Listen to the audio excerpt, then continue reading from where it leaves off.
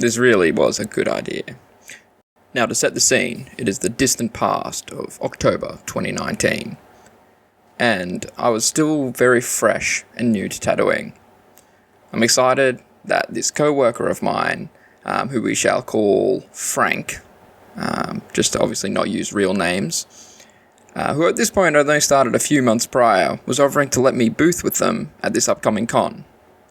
Now, this is the first red flag and warning sign of what's to come, as at this point, everyone in this shop has had enough time to realise that, say, Frank, they are a character to say the least.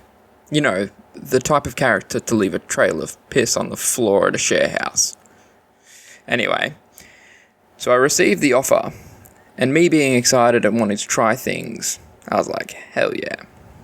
Having zero clue what I was in for.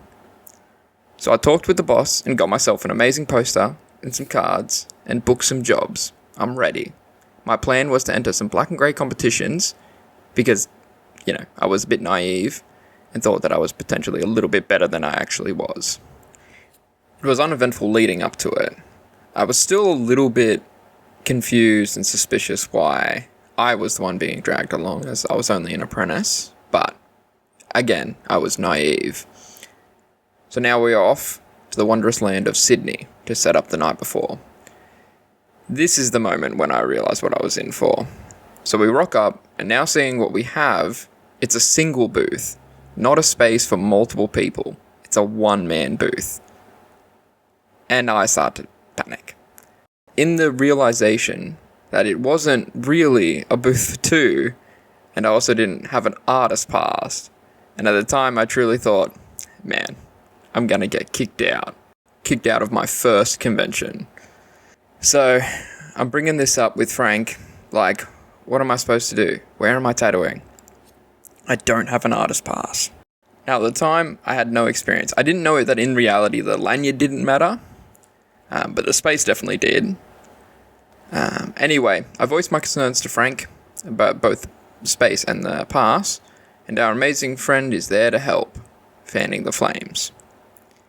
She comes back with the table and an artist pass and says that she got it by telling them all the beds collapsed on her and now she needed someone to cover, and that it was lucky she's not suing them for her made-up injuries. Yeah, I was anxious, regretting my choices, and so I snuck off to call my boss to see what he thinks I should do.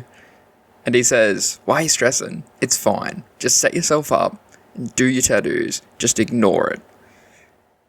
Great. So anxious me doesn't have room to set up. For reference, so you can understand, booths at these places, single booths, are generally 2 by 3 meters. A bed is generally at least 2 meters long, or roughly around that, or just shy. So if you set both beds up, tucked very close to the edges, it's still not enough space. So Frank's new suggestion is to completely block our door by having a bed through the door, and into the walkway. Yeah, that's right. The one and only rule is don't block the bloody door, and we're putting a bed there. Whatever. I'm just gotta pretend it's not happening and hope I don't get kicked out. Pretty much tried to ignore Frank as much as I could when I wasn't tattooing. Thankfully, Frank wasn't super busy, so I was able to do my tattoos for the competition. Not that it mattered, but I was able to do some tattoos and make a little bit of money and have fun. I spent most of the time hanging out with these awesome artists at other booths. And I will say they truly are the reason I got to understand and learn that tattooing could go as far as it does. And the reason I strive to do better and better. So in the end, I did enter comps, but I was a dumbass apprentice, so I was so nervous and unsure, and I didn't really do a great job. In the end, ended up only entering one comp, but I did make friends, and I didn't get kicked out. Probably because I didn't stay in the booth enough to look suspicious. And that's the end of the journey.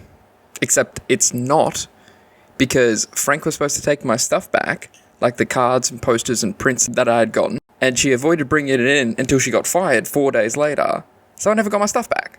So yeah, but still had fun. Anyway, thanks for watching. I definitely can say through this, it was still a blast. Can't recommend conventioning enough. Now, surely no other convention that I do will go as poorly as this one.